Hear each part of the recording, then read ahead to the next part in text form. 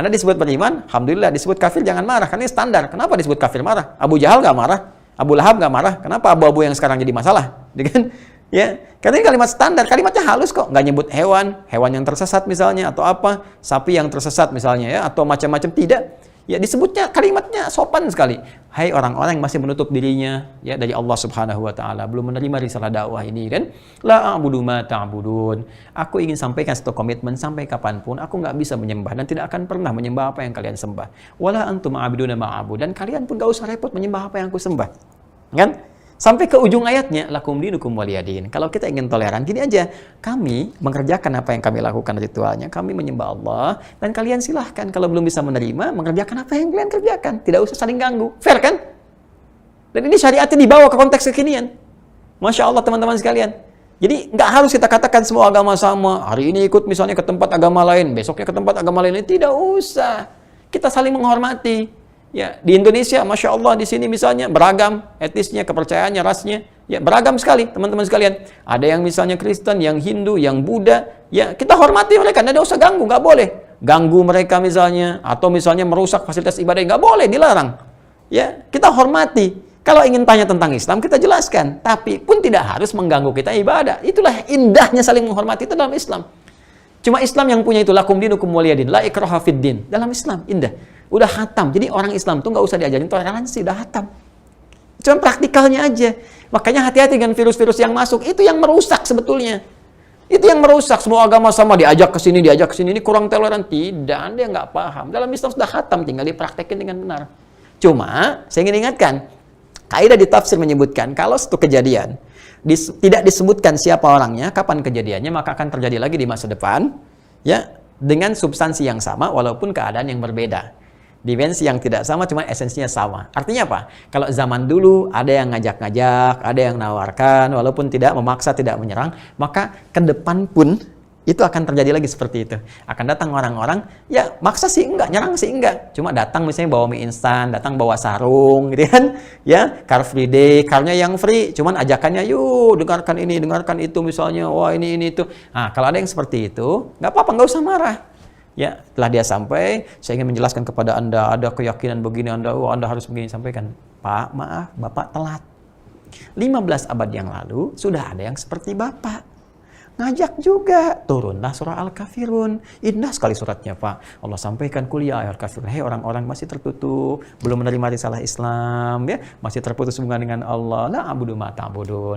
Mohon maaf, kita toleran aja. Saya menyembah Tuhan saya, Anda silahkan beragama sesuai dengan keyakinan Anda. Kecuali kalau pengen tahu tentang Islam, Pak, di Islam tuh risalah Allah tuh kenapa disebut Allah? Kita jadi berdakwah. Ya, jadi gak usah marah, itulah kafirun dalam konteks yang luas umum. Nanti penempatan yang lain bisa konteksnya berbeda. Tapi kalau disebutkan kufar itu bentuk jamak menunjuk kepada dua perilaku sekaligus. Satu, ya aktivitasnya, pekerjaannya yang memang berpotensi bisa merendahkan atau bahkan mengganggu atau melecehkan nilai keislaman atau menzalimi orang Islam sendiri. Ya, perbuatan menyerang misalnya orang Islam, perbuatan melecehkan Islam, perbuatan secara langsung terang-terangan misalnya ingin menzolimi baik itu orang Islam ataupun merendahkan agama Islam itu sendiri, atau yang kedua langsung menunjuk kepada orangnya yang langsung hadir. Jadi kalau yang pertama perbuatannya bisa lewat tulisan, kan ada sekarang bisa lewat film, bisa nggak langsung bikin kartun dan sebagainya gitu kan. Nah, atau yang kedua dia orangnya langsung ingin invasi, ingin macam-macam, maka digabungkan jadi kufar. Pada yang seperti ini maka sikapnya tegas. Itu di Quran surah ke-48 ayat 29. Muhammadur Rasulullah walladzina ma'ahu asyidda'u 'alal kuffar. Enggak ada 'alal ladzina kafaru, enggak ada 'alal kafirin, 'alal kuffar. Diksinya langsung. Ya, Muhammad SAW itu adalah utusan Allah, sedangkan orang-orang bersama beliau, sahabat-sahabatnya, umatnya sampai kapanpun asyidda'u, tegas 'alal kuffar, terhadap berbagai tindakan yang menyimpang. Ya, yang bisa memberikan potensi keburukan baik bagi orang-orang Islam ataupun merendahkan nilai keislaman. Tegas. Ya, itu wajar. Ya, Anda sekarang disakiti, Anda pengen diambil, dicuri atau apa misalnya, perangkat kehidupan Anda diambil handphone, Anda pertahankan. Iman Anda dilukai, masa diam saja? Ya kan? Nah, itu kufar. Nah, orang-orang kufar ini, kalau dia tidak tobat sampai wafatnya, ini potensi nggak akan diterima oleh Allah. Tobatnya. Ya, walalladzina yamutuna wahum kuffar, dan orang-orang yang akan wafat, yamutun akan wafat, jadi sampai di kerongkongan nggak mau tobat juga, ya nggak mau beristighfar, nggak mau tobat, nggak mau kembali, maka orang-orang ini langsung dihukumi oleh Allah, nggak akan diterima tobatnya dan berhadapan dengan Allah dalam situasi yang sangat menegangkan. Sebaliknya, pilihan selalu ada. Orang-orang di zaman dulu jadi kisah, yang bahkan perbuatan buruknya jadi keteladanan di masa depan untuk ditinggalkan, jadi inspirasi. Banyak sahabat-sahabat Nabi yang dulunya menjadi penentang Rasulullah SAW. Ada Umar bin Khattab radhiyallahu ta'ala anhu, kisah yang sangat populer. Khalid bin Walid bahkan mimpin dalam perang Uhud, ya, sebagai musuh Nabi SAW. Tapi setelah itu mereka memilih untuk kembali pada jalan yang baik, meninggalkan perbuatan maksiat, taubat kepada Allah, tinggalkan benar-benar taubatnya. Setelah itu mereka hasuna Islamu, baik Islamnya, bahkan berpotensi. Di antara sahabat-sahabat Nabi, ada yang masuk surga tanpa hisab. Masya Allah. Semoga kita disertakan dengan mereka dalam nilai-nilai kebaikan. Karena itu saya selalu mengatakan, yang bermaksiat, siapapun Anda, taubat. Taubat. Apapun hal yang melekat yang Allah titipkan kepada kita. Entah itu ilmu misalnya, entah itu ya boleh jadi harta yang banyak, entah itu kedudukan yang dirasakan tinggi, entah itu kekuatan apapun, satu saat akan kembali kepada Allah dan semua itu ditinggalkan. Allah sudah tuntas, paripurna menjelaskan kisah-kisah umat terdahulu dan itu kita yakin benar. Bukankah buktinya ada Fir'aun misalnya? Ya, Fir'aun tuh sampai sekarang muminya masih ada untuk menunjukkan kepada kita ini loh yang terjadi seperti dulu jadi begini jadinya. Kisah-kisah tentang Qarun, kisah-kisah tentang Namrud, kisah-kisah tentang macam-macam, kisah-kisah tentang pemilik pengetahuan yang kemudian ya seperti Haman dan sebagainya. Semuanya nestapa ketika tidak kembali kepada Allah Subhanahu wa taala. Maka ada potensi untuk menjadi baik dan saya selalu katakan soleh itu hak setiap kita hamba-hamba Allah. Maka ambil hak itu dengan cara menunaikan kewajiban kita. Ambil hak itu dengan cara menunaikan kewajiban kita. Di antara kewajiban kita itu ikuti petunjuk Allah untuk ibadah. Ya, makanya tadi kalau di penutup Anda, menutup kalimat Anda, pertanyaan Anda tadi, saya masih menunaikan kewajiban sebagai umat Islam. Ya, kalau Anda tunaikan kewajiban, maka mustahil berbuat maksiat. Karena fungsi kewajiban dalam bentuk ibadah itu salah satunya mencegah perbuatan maksiat. Ya, kalau Anda ingin cek misalnya gini, kewajiban yang melekat, kan? Ya, waskat diawasi dengan kuat, gitu kan? Yang kita kerjakan setiap hari kan sholat. Ini lima waktu kan? 5 kali dalam sehari, 17 rakaat kan? Kita kerjakan. Ini kan yang wajib. Kalau Anda katakan, saya tetap menunaikan kewajiban. Nah, di antara kewajiban yang melekat kuat itu sholat. Apa fungsi sholat? Ada setidaknya 5 fungsi sholat yang paling utama di Al-Quran. Di antara yang 5 itu, Quran surah ke-29, ayat ke-45. Utlu ma uhiya ilaika minal kitab wa aqimis shalah. Apa fungsinya? Innas salata tanha 'anil fahsya wal munkar. Ya, baca dulu, pahami dulu segala ketentuan, bimbingan, bacaan, gerakan dalam sholat yang diwahyukan kepada Rasulullah SAW, Muhammad SAW. Setelah mengerti, memahami itu semua, wa aqimis shalah, tunaikan sholat dengan benar. Seperti petunjuk Rasulullah SAW, seperti Allah ajarkan kepada beliau, ya kan? Lewat malaikat Jibril. Kalau engkau sudah tunaikan itu, sholatnya benar, maka sholat yang benar itu pakai alif lam. Innas sholah, sholat yang ditunaikan dengan benar itu. Ada alif lamnya. Ingat, ada alif lam. Ma'rifah khusus, menunjuk pada hukum yang benar. Ada aturannya, ada ketentuannya. Ya, jadi kalau bahasanya inna sholah, nggak pakai alif lam, artinya sholatnya bebas. Umum aja terserah Anda lah, mau cepat, mau buru-buru, ya terserah. Tapi kalau ada alif lamnya, itu spesifik khusus, ada ketentuan yang harus diikuti, ada aturan yang harus kemudian dilalui dan seterusnya. As-shalah. Ya, dan kalimatnya menggunakan alif lam. Dan menariknya, kalimat sholat dalam Al-Quran yang bermakna ibadah, ya, dibuka dengan takbir, ditutup dengan salam, isinya doa, itu menggunakan alif lam.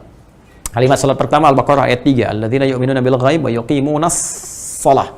Ya, Al-Baqarah 43, wa aqimus sholata wa atuz zakah. 45, wasta'inu bis sabri was shalah. Ya, 153, ya ayyuhalladzina amanu ista'inu bis sabri was shalah. 238, hafidhu 'alas shalawati was salatil wusta.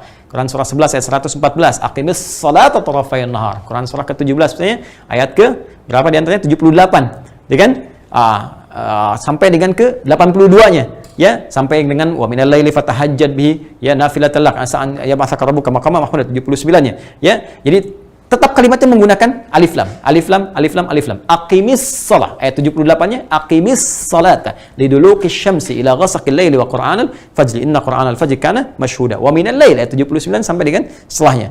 78-nya aqimis shalah pakai alif lam. Di sini surat 29 ayat 45 pakai alif lam. Innas shalah. Jadi, ketika kita diperintahkan menunaikan sholat, yang diharapkan, yang diinginkan, yang diwajibkan oleh Allah adalah sholat tunaikan dengan cara yang benar. Kalau benar, maka manfaatnya tanha 'anil fahsya wal munkar. Sholat yang benar itu akan mencegah dari perbuatan keji dan mungkar. Fahsya, perbuatan buruk yang bersumber dari nafsu. Pornografi, pornografi, LGBT, kata-kata jorok, kotor, itu fahsya. Mungkar, segala perbuatan yang diingkari oleh hati kita yang bersumber dari nafsu perut dan akal. Maaf, berbohong itu mungkar, berselisih mungkar, merampok, membunuh, membegal itu mungkar, korupsi mungkar. Karena itu, setiap dikerjakan hati kita menolak. Silahkan cek. Ya, jangankan yang bukan pelaku, pelakunya pun menolak. Ya, tapi ada aja yang mesti mengerjakan, kan? Nah, itu kalau Anda sholatnya benar, ini tidak akan terjadi. Karena itu coba cek lagi, ketika Anda tobat, Anda masih sholat, coba cek sholatnya benar tidak. Maka belajar lagi tentang sholat, lihat cara sholat yang benar, dan semoga malam ini setelah jawaban disampaikan, ada niat kita untuk berubah dan mendekat kepada Allah Subhanahu wa Ta'ala dengan cara yang baik. Allah Ta'ala alam bisawab. Kembali ke YouTube dari FN, ya. Bismillah. Assalamualaikum Ustaz. Waalaikumsalam warahmatullahi wabarakatuh. Afwan, saya izin bertanya. Dalam transaksi jual beli online seringkali terdapat promo cashback berupa poin atau uang digital. Lalu hasil dari cashback yang kita dapatkan tersebut dibelanjakan barang lagi. Apakah dalam transaksi tersebut mengandung unsur riba? Lalu bagaimana hukum mendapatkan cashback dalam Islam? Terima kasih Ustaz. Adi Hidayat berserta tim. Allah Ta'ala alam bissawab. Baik, ini tergantung kepada dua hal ya. Apakah ini dimaksudkan masih dalam konteks transaksi jual belinya, ataukah dimaksudkan hadiah? Ya, kalau hadiah dia tidak akan diikat dengan kaitan-kaitan dengan pembelanjaan barang yang lain lagi. Dalam konteks yang seperti ini misalnya, saya seringkali kalau lihat proses belanja kan di tempat belanja tertentu lah, baik di mall atau tempat yang lain, itu kan suka ada cashback dalam bentuk balik uang. Ya, saya belum ke poin dulu ya, balik uang misalnya. Ya taruhlah kalau beli 1 juta cashback misalnya 50.000 kan, tapi dia nggak bisa diambil. Dia untuk dibeli barang lagi. Ini Pak, dengan barang ini tinggal bayar sekian lagi. Nah, itu ada gharar di sana hukumnya. Ada unsur penipuan, ya. Ya kalau misalnya harga barang 950.000 bukan 1 juta, ya kenapa nggak Anda katakan 150.000 saja, kembalian 50.000. Lalu setelah itu Anda tawarkan, Pak, ini bisa beli barang ini Pak, kalau mau misalnya nambah sekian, sedangkan uangnya sudah dikembalikan. Ya, tapi kalau sifatnya cashback tapi uangnya nggak bisa diambil, diarahkan pada barang lain, itu menunjukkan harga barangnya nggak segitu sebetulnya, cuman uangnya ditahan untuk beli produk lain. Anda mesti nambah, Anda keluar uang lagi. Nah, itu gharar namanya. Ada unsur penipuan di dalam itu, nggak dibenarkan. Salah hukumnya, jual belinya cacat, kan? Tidak dibenarkan, berdosa. Kita ridha dengan itu karena nggak bisa ngapa-ngapain, terima misalnya. Ya uang kita nggak mau beli produknya, uangnya hangus di situ, maka uang itu adalah unsur maksiatnya. Kita mendapatkan barangnya dengan cara yang benar, tapi penjual itu berdosa di hadapan Allah Subhanahu Wa Taala karena melakukan praktek gharar dan riba sekaligus di dalamnya. Ya, kemudian kalau sifatnya tadi, ya misalnya nabung, ada poin, ada poin, ada poin. Kalau sifatnya dari situ hadiah, ya nggak ada masalah. Ya bukan dalam arti misalnya mengelabui nilai harga. Ya, misalnya harganya tetap dia 950.000, cuman ketika kita misalnya dapatkan itu ada bonus nih, bonusnya kupon misalnya, kan? Atau poin tertentu, terus dikumpulkan, kuponnya disatukan misalnya, bisa beli sesuatu lain lagi misalnya, atau bisa gratis bahkan. Nah, sifatnya hadiah nggak ada masalah. Sifatnya hadiah tidak ada masalah, kecuali skemanya seperti yang tadi saya sampaikan. Misalnya kan cashbacknya berupa ini, tapi kita harus nambah kembali atau dengan niat misalnya supaya si pelanggan ini atau konsumen ini mendapatkan barang yang lain, maka harganya dimanipulasi di sini sehingga terjadi manipulasi harga untuk tujuan supaya konsumen bisa mendapatkan barang-barang lain dan terjual dengan cepat. Itu sifatnya gharar dan sekaligus ada unsur riba di dalamnya. Hindari hal yang semacam itu. Kalau perlu jangan dilakukan. Ya. Balikin aja, saya batalin transaksinya, saya nggak mau seperti ini misalnya, bisa terjadi. Kadang-kadang ada di tempat makan juga, pernah tuh kejadian, saya pernah mengalami juga, tempat makan tertentu, ya kondisi luar biasa lapar, nggak ada tempat makanan kecuali itu, datang-datang begitu mau bayar, terus dikasih CD misalnya, ya CD ya kita nggak pengen, nggak tahu, nggak ada kepentingannya juga, tiba-tiba dikasih dan masuk di bilnya, ini udah 1 paket Pak, saya nggak mau beli ini. Saya nolak tuh, sampai manajernya datang, ini sudah, saya nggak mau Pak. Terserah, pokoknya harga ini berapa, harga makanan ini berapa gitu. Tetap aja harus dipaksa diambil, saya nggak mau gitu. Bapak terima dulu apa? Saya nggak pernah pesan ini. Nah, ini yang nggak boleh itu seperti itu. Ya kecuali kalau Anda misalnya beli dapat bonus lah dan tidak masuk ke bill, ini memang hadiah saja, itu nggak ada masalah. Kalau Anda nggak suka, Anda misalnya berikan pada yang lain, atau Anda kembalikan. Kalau misalnya Anda bisa mengambil manfaat, silakan Anda gunakan. Ya, jadi itu hal-hal yang jadi masukan ya, jangan sampai juga terjadi hal demikian. Dan dilarang bagi seorang muslim untuk bertransaksi demikian, baik penjual ataupun pembeli misalnya dengan membenarkan, jangan dibenarkan. Di klarifikasi yang seperti itu. Saya kesini beli makanan, bukan beli CD musik misalnya, saya nggak butuh ini, kan? Jelas ya? Nah itu. Siang Bu, siang Pak. Gitu ya. Mau cari apa Pak? Apakah Bapak mau makanannya ada paha atau dadanya? Oh, tidak Pak. Saya kalau ada bahu nggak? Kok bahu? Saya lagi cari sandaran. Lagi banyak pekerjaan. Seperti itulah. Ya, kadang-kadang ya untuk menghilangkan capek atau apa, tapi intinya masih beli makanan. Baik. Kembali ke YouTube. YouTube IG ya, IG, masya Allah. Bismillah, mohon izin saya pakai lagi. Ini saya nggak terlalu terlihat. Kadang-kadang suka copot pakai itu. Ingat waktu Zoom. Jadi kalau Zoom ada peserta akhwat, itu saya copot kacamata. Jadi semua sama layar. Terlalu lihat. Kalau kita pakai, nah ini kelihatan jelas. Bismillahirrahmanirrahim. Diteruskan. Assalamualaikum Ustaz. Waalaikumsalam warahmatullahi wabarakatuh. Rayyan akunnya. Kita disuruh untuk ingat kematian agar menjaga segala tindakan kita untuk bekal kita nanti, karena kita tak tahu kapan akan dipanggil. Tateo mengulang banyak kata kita.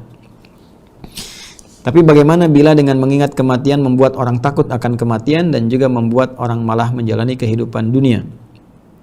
Maksudnya apa ini? Jadi bagaimanakah sebetulnya interpretasi dari mengingat kematian dalam menjalani kehidupan ini? Ya baiklah, begitulah, kita coba pahami dengan baik dulu pertanyaannya. Jadi ada orang, kita diminta untuk ingat kematian agar menjaga bekal tindakan untuk bekal akhirat. Tapi jadi takut.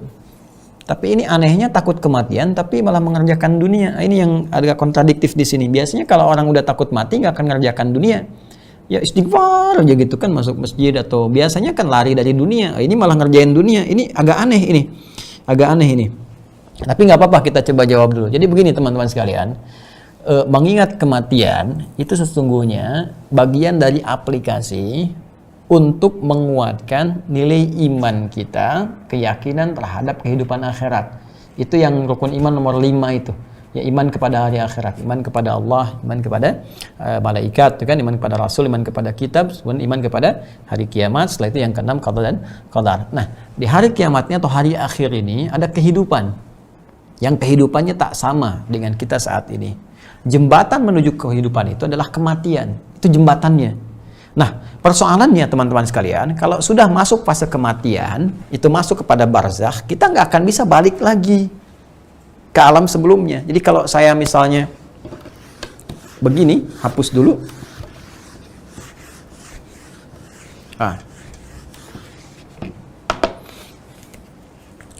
Lihat sini. Ini saya bikin garis begini. Nah, ini saya kasih pertengahan. Ini dunia. Ya. Sini akhirat. Ini pertengahannya disebut barzakh. Saya pakai bahasa Arabnya saja, barzakh. Nih. Barzakh itu satu pemisah yang tak nampak tapi memisahkan dua bagian sehingga tidak menyatu. Ya. Bainahuma barzakhul la yabghiyan di surah Ar-Rahman. Jadi ada lautan, kan, satu air laut, ya, asin dengan tawar bertemu satu titik, tapi keduanya nggak nyatu. Jadi gini balik lagi, gini balik lagi, gini balik lagi. Cuman pemisahnya nggak kelihatan, nggak nyatu aja. Itu barzakh namanya. Makanya di Quran disebut bainahuma barzakhul la yabghiyan. Fa bi ayyi ala'i rabbikuma tukadziban. Nah, barzakh ini alam pemisah antara dunia dengan akhirat. Nggak kelihatan di sini. Ya, taunya kita dikubur saja gitu, ya. Tapi alam yang terjadi di kubur itu barzakh pemisah. Ya, antara dua ini. Jadi ke akhirat belum, dunia juga sudah lewat.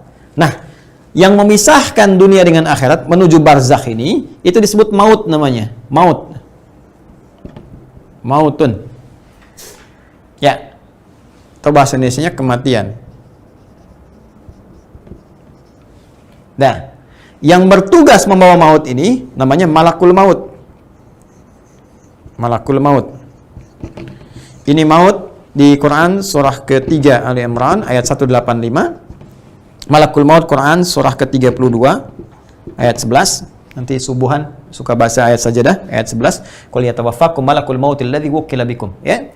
Kemudian orang yang akan mendapat maut itu setiap manusia disebut mayyit namanya, pakai tasydid. Mayyitun. Innaka mayyitun wa innahum mayyitun. Mayyit. Nah, ini. Pakai tasdid ya. Tasdid ini. Mayyit itu akan meninggal, ya, CM.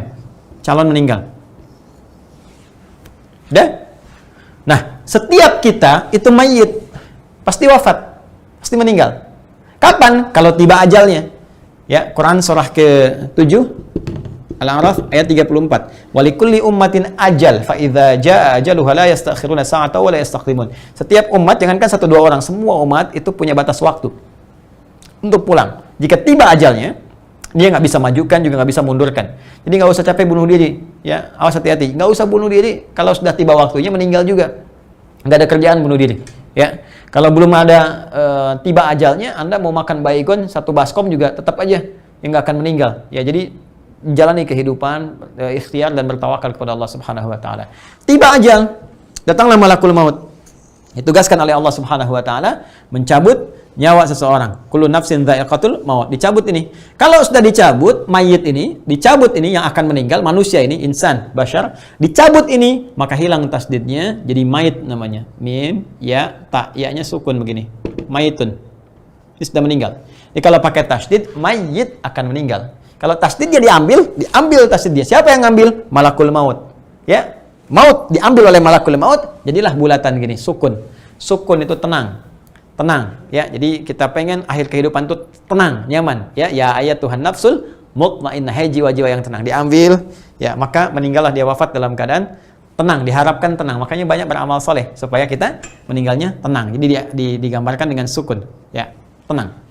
Makanya kalau dulu saya pernah lihat sekilas tuh film-film kartun dulu, ya kayak Dragon Ball apa gitu ya, yang nulisnya Shusuke Watanabe itu tahun 96. Itu kalau ada yang tiba-tiba di Kamehameha misalnya kan, terus dia selesai turunnya dicabut, di belakangnya kan di atasnya ada bulatan kan, nah, itu sukun tuh.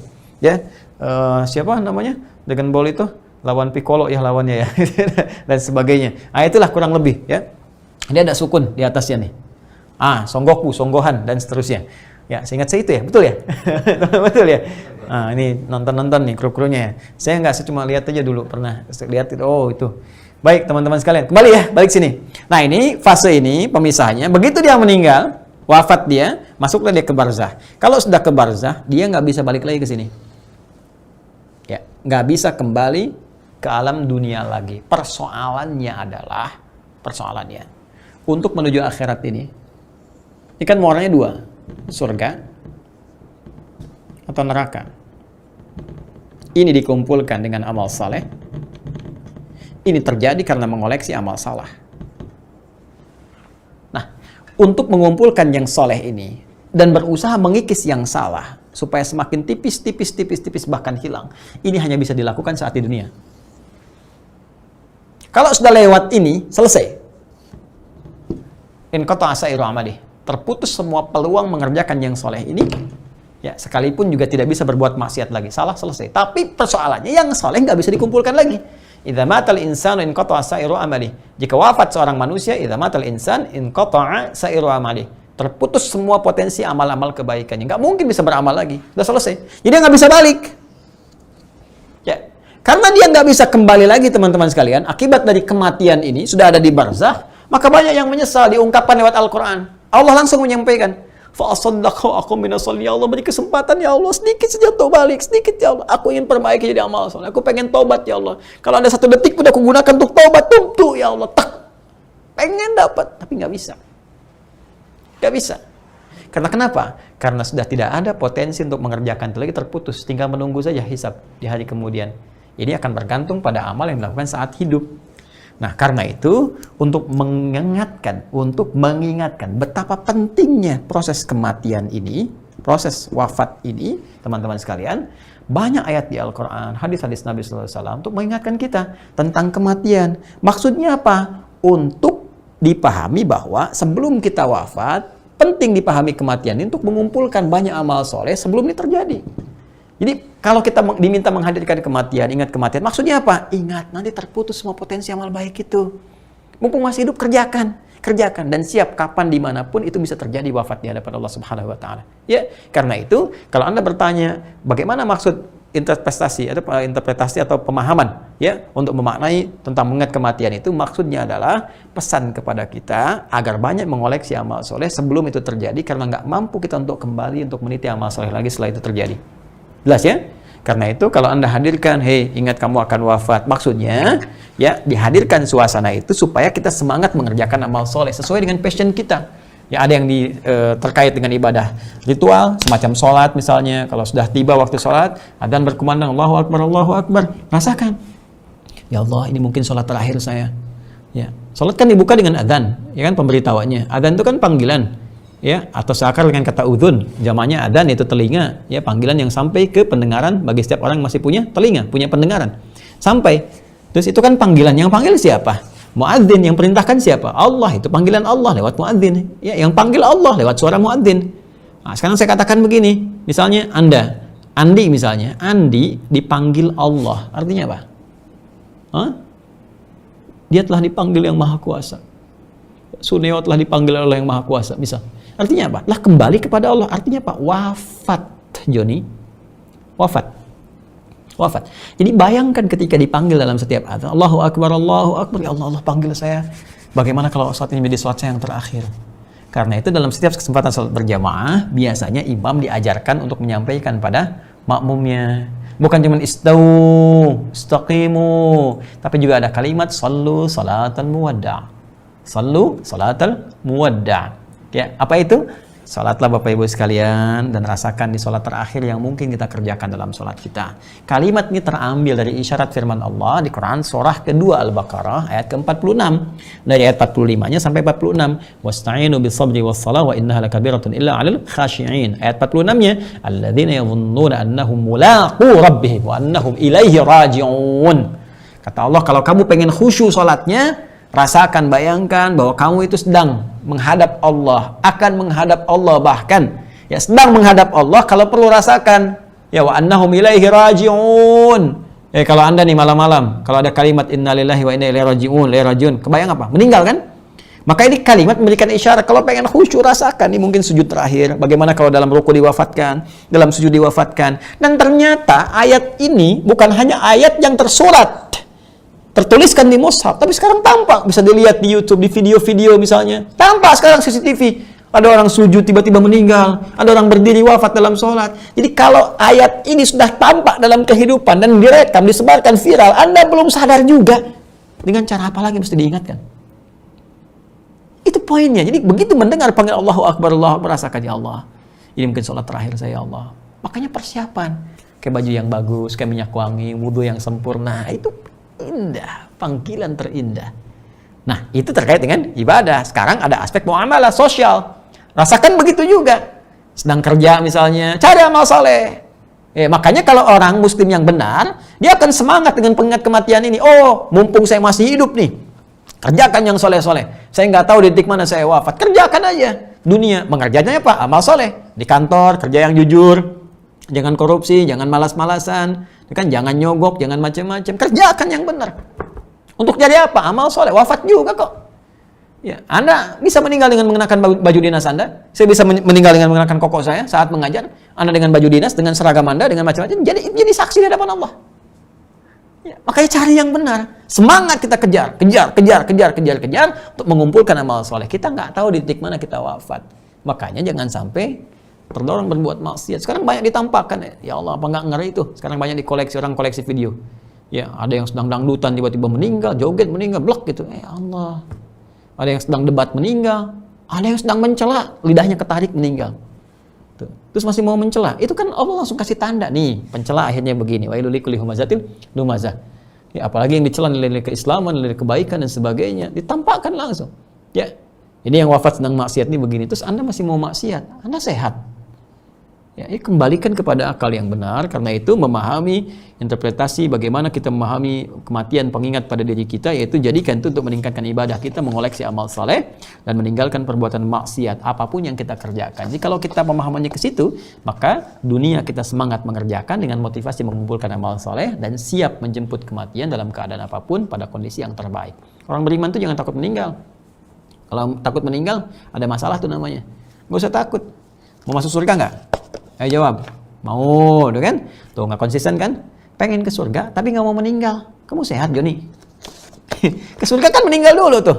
Tuh, lihat bagannya tadi. Dunia, akhirat kan? Terus ada barzah dulu, meninggal dulu. Jadi kalau Anda pengen ke surga, tempatnya di sini, di akhirat nih. Surga di sini. Jadi kalau pengen ke sini, ya meninggal dulu. Yang lucu pengen ke sini nggak mau meninggal. Kurang sehat. Kurang sehat. Makanya orang-orang beriman yang yakin dengan kehidupan ini nggak takut dengan kematian. Ya, malah dia bermohon kepada Allah untuk mendapatkan kematian yang terbaik. Dia berusaha aja ikhtiar. Ya, dia berikhtiar dengan yang terbaik, dengan semaksimal mungkin, nggak takut. Ya, nggak ada kerjaan, takut ya meninggal juga. Mau takut, mau nggak takut ya meninggal juga. Mendingan kita nikmati kehidupan kita dengan mengerjakan amal soleh. Tiba waktunya, alhamdulillah, Allah berjumpa dengan Allah Subhanahu Wa Taala, membawa nilai-nilai kebaikan. Sekarang kita bertobat, berusaha meninggalkan maksiat. Ya kapan saja, gitu ya. Nah, kalau ada takut kematian, berarti ada penyakit namanya wahan. Bukan Wuhan, awas, jangan salah baca. Wahan, bukan Wuhan. Ya, nggak usah pakai ilmu TikTok lah, diketok gitu kan. Cari, jangan cocok logi ya. Ya walaupun mungkin korelasi-korelasi tertentu bisa ada isyarat, tapi jauh. Wahan hubbud dunya wa karahiyatul maut. Hubbud dunya wa karahiyatul maut. Jadi biasanya kalau orang takut akan kematian dan sebagainya, itu salah satunya hubbud dunya, karena terlalu loba dengan urusan dunia, terikat jiwanya, terpatri dengan urusan dunia. Ya, urusan dunia itu bisa dua, bisa terlalu banyak mengoleksi materi dunia, bisa karena kedudukan, pengen karena harta benda, macam-macam kumpulin, kan?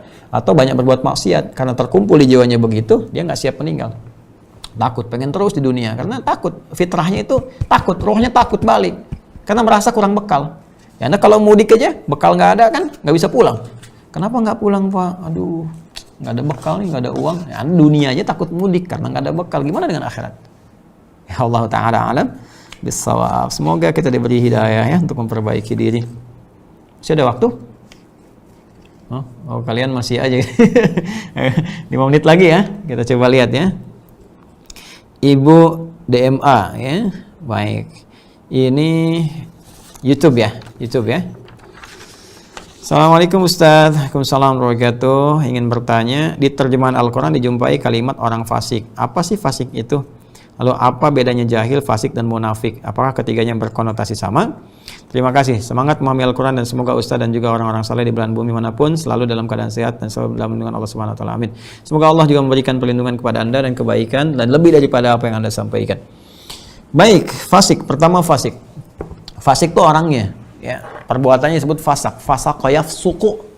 Ya, fusuqan fahuwa fasik. Ya. Fasaqa yafsuqu fusuqan atau fisqan fahuwa fasiq. Bi'sal ismul fusuq ba'da al-iman. Dari fasaqa. Fasaqa. Orang yang disebut fasiq. Perbuatannya disebut fusuq atau fisqun. Nah, lihat sini. Ini kata kerjanya, verbnya, infinitifnya. Fasaqa. Nah, untuk memahami kata fasak, kita cari lawannya. Ya. Bima'rifatid diddi yu'raful ma'na. Dengan mengetahui lawan, ya kita bisa mengetahui hakikat dari kata yang ingin kita pahami. Apa sih artinya kecil itu? Lawan kecil apa? Besar. Oh, kalau kita tahu artinya besar itu berarti ini lawannya. Fasak itu lawannya di ta'. Ya. Kemudian ininya muta'in atau ta'in, ya. Ata'a muti'un atau muta', ini ta'in aja. Ya, biar sama ininya 3 huruf. Kemudian ininya ta'atun. Ya. Wa huwa ta'in wa dzaka muta'un. Ata'a yuti'u muti'un. Ya. Ta'a. Jadi bahasa Indonesia diserap ke dalam bahasa Indonesia ditaat. Nih, ta'atun. Ya, kata apa namanya? Kata bendanya ta'atun, taat. Ya. Ya, taat itu sederhananya mengikuti semua perintah yang disampaikan.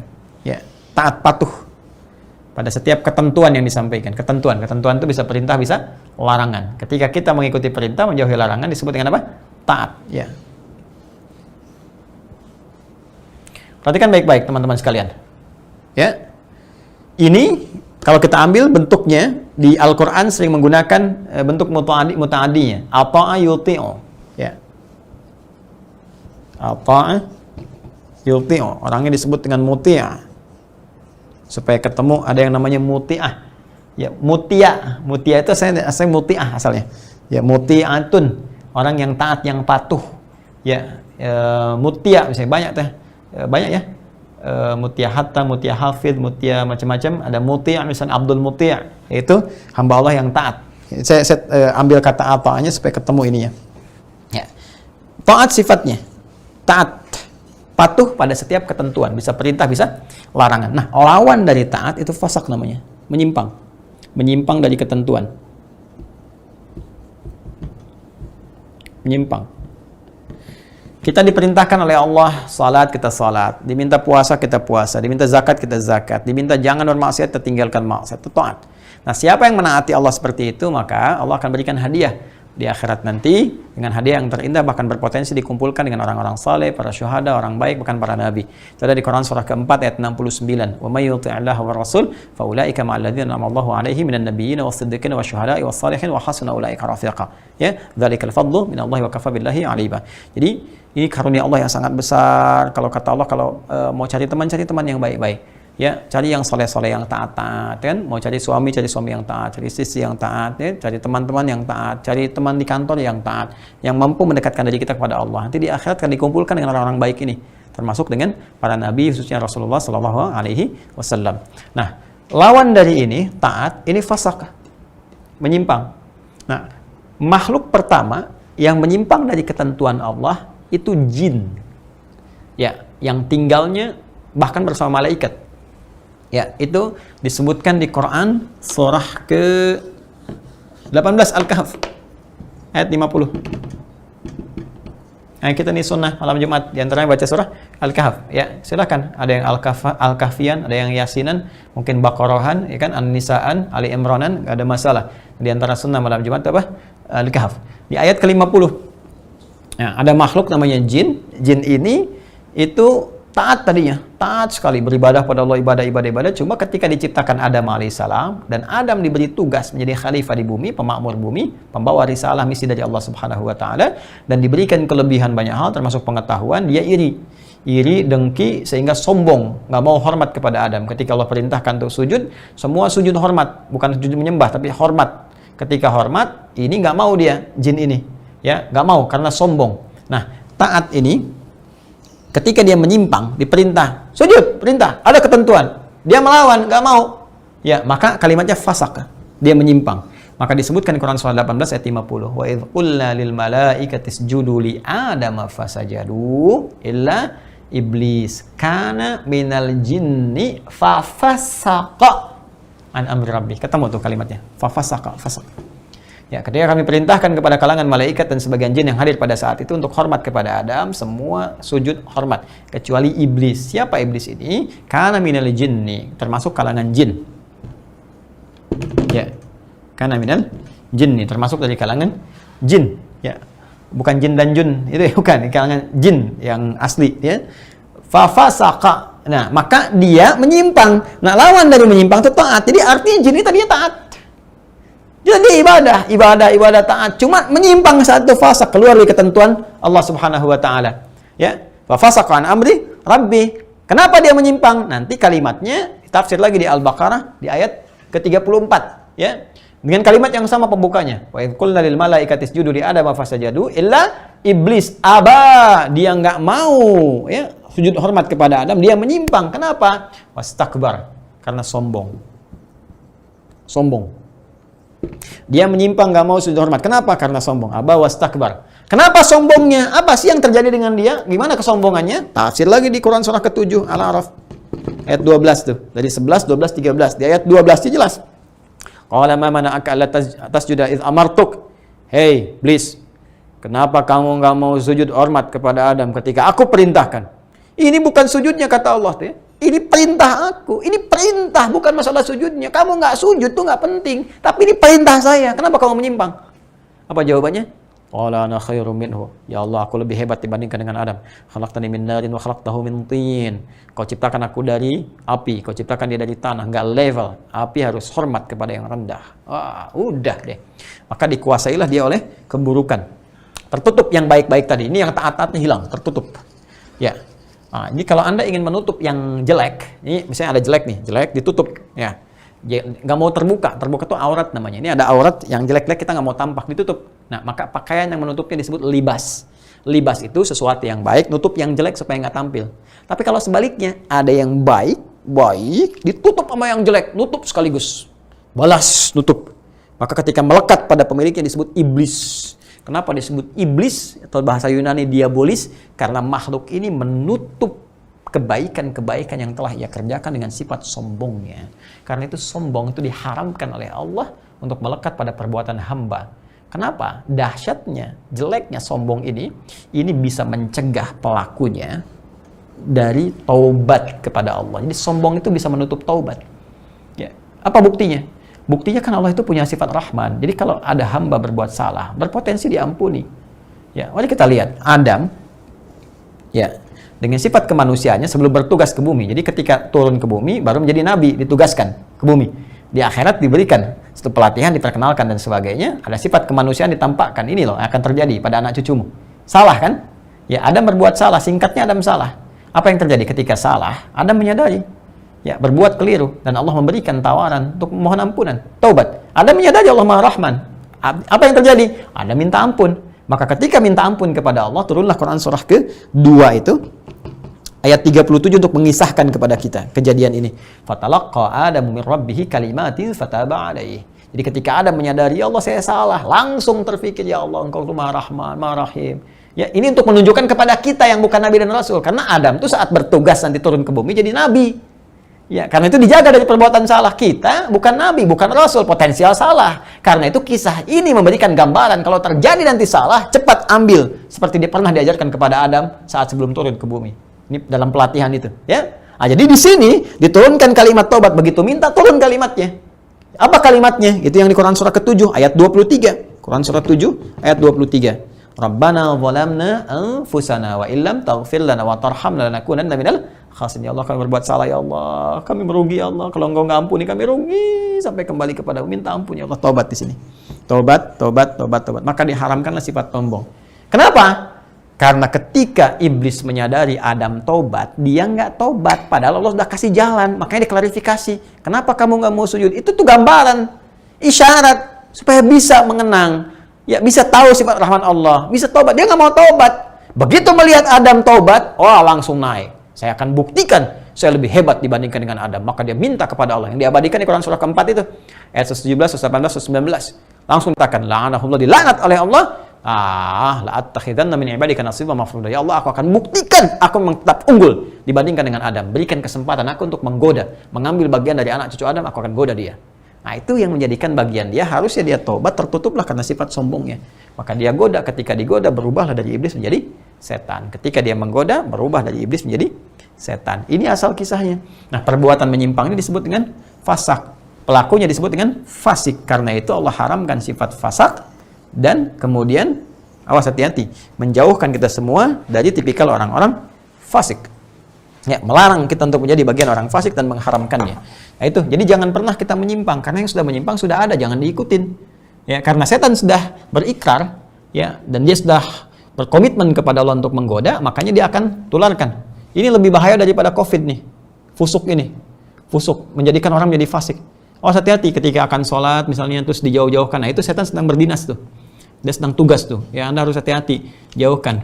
Ya, nggak apa-apa, celah aja setannya tuh. Kalau lagi kesel-kesel saya gituin, ngapain kamu Tan mau goda saya? Nggak bisa. Sedang mau sholat sekarang nih. Udah, ini apa? Jadi kalau udah diarahkan kepada yang dahsyat-dahsyat, misalnya macam-macam lah pikiran aneh-aneh, tinggalin aja, bikin teh, minum. Ya udah. Jadi kita lebih fresh lagi, lebih nyaman lagi. Itu ya. Kemudian tadi apa? Perbedaan fasak dengan mana tadi pertanyaannya? Oh ya, fasak dengan jahil. Jahil sudah saya bahas tadi. Ya, jahil itu dari kata jahala, ya jahalu, ya, jahila ya jahalu, kemudian orangnya disebut dengan jahil. Jahil itu bisa dua tadi, kadidul ilmi, tidak tahu pengetahuan, dalil hukum, ya, seperti misalnya karena baru masuk Islam belum tahu, taunya sholat aja, sholat subuh 3 rakaat misalnya kan, karena tidak tahu besoknya dikoreksi. Atau tadi misalnya makan makanan yang diharamkan karena tidak tahu, kemudian dia berbuat jadi lebih baik. Atau yang kedua, ya sudah tahu itu salah dia kerjakan, ya karena ada potensi nafsu tadi, maka dia kembali kepada Allah untuk bertobat, yaitu jahil.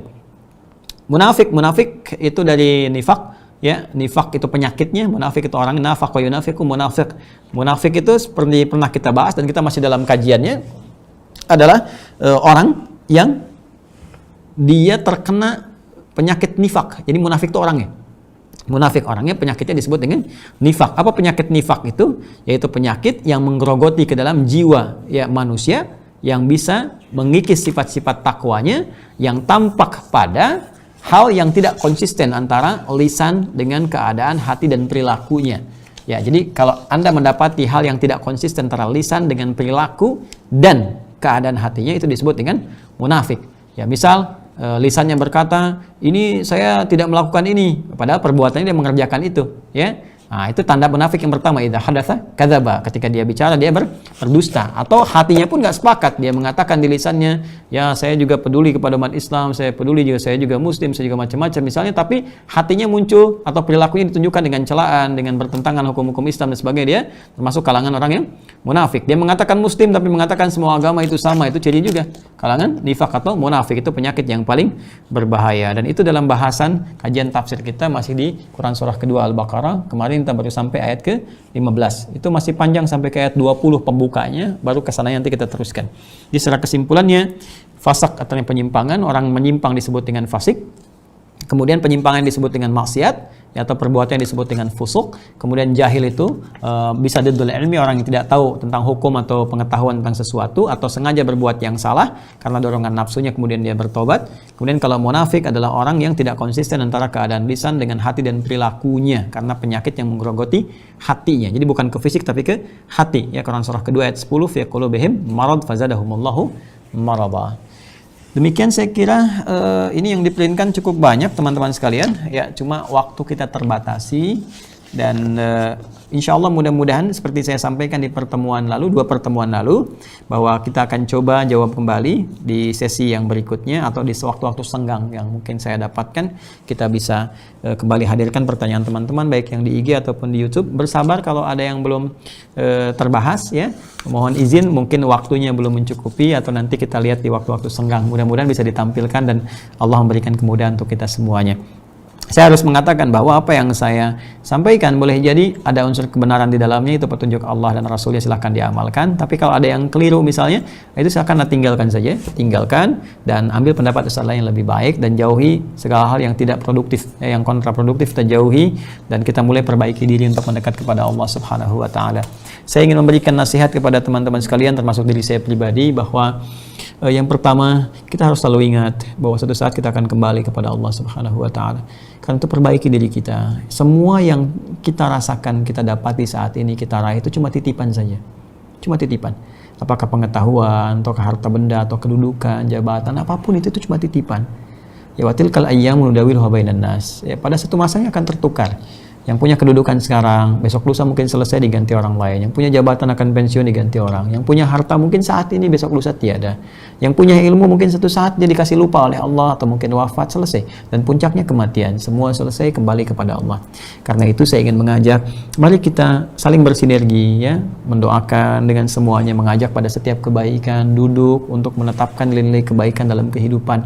Koreksi diri kita dulu, doakan orang lain, dan kita kompak untuk menuju hal yang lebih baik lagi, yang perbaiki diri sebelum kita kembali kepada Allah Subhanahu wa taala.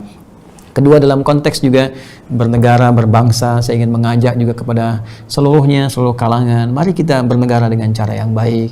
Kemudian kita mencoba untuk menjadi warga negara yang baik. Apapun yang Allah amanahkan kepada kita di negara ini, mau jadi stakeholdernya, rakyatnya, atau yang lainnya, kita kompak bersama-sama, ya, memakmurkan bangsa kita, mencintai negara kita, jauhi segala hal yang bisa memecah belah kehidupan berbangsa kita.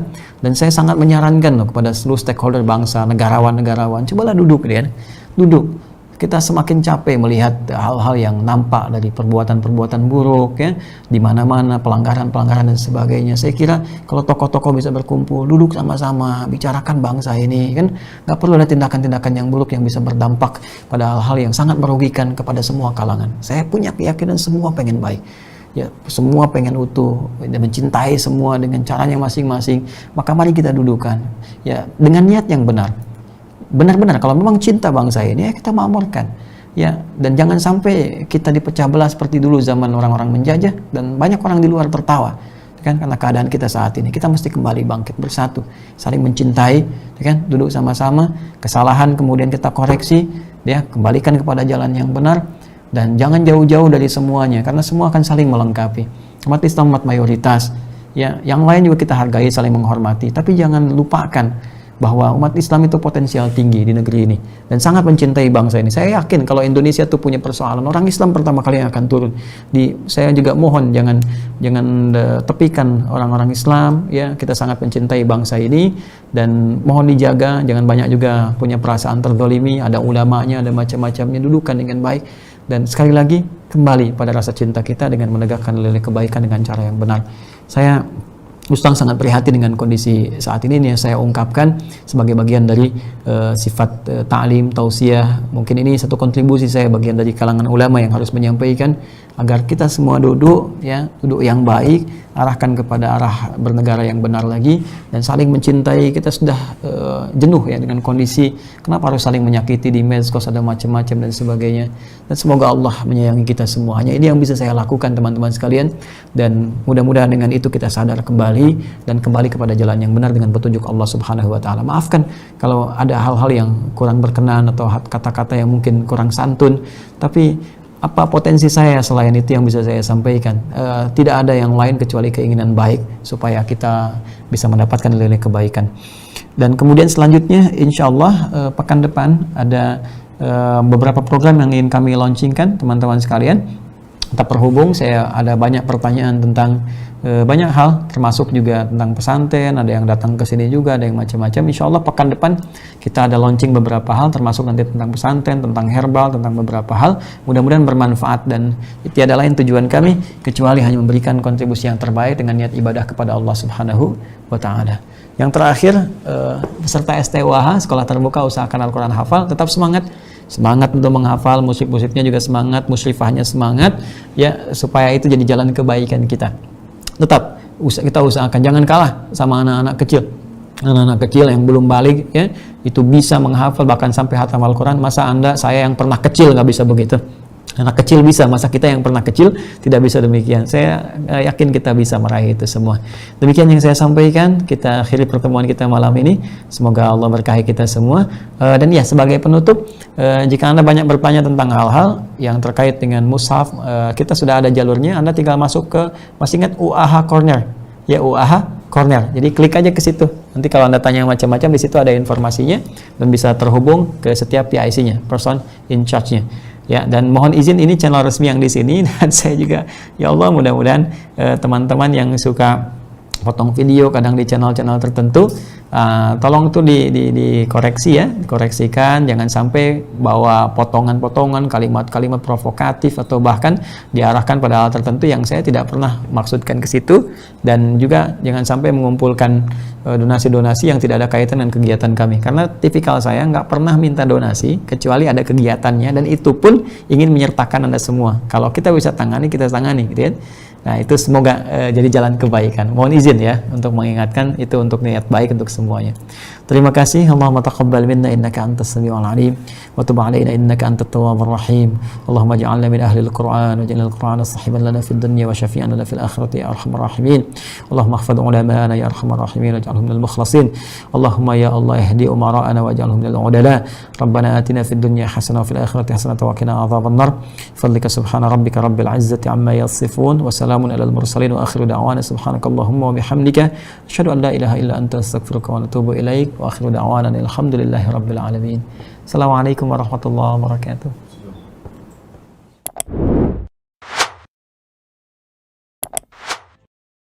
wabarakatuh.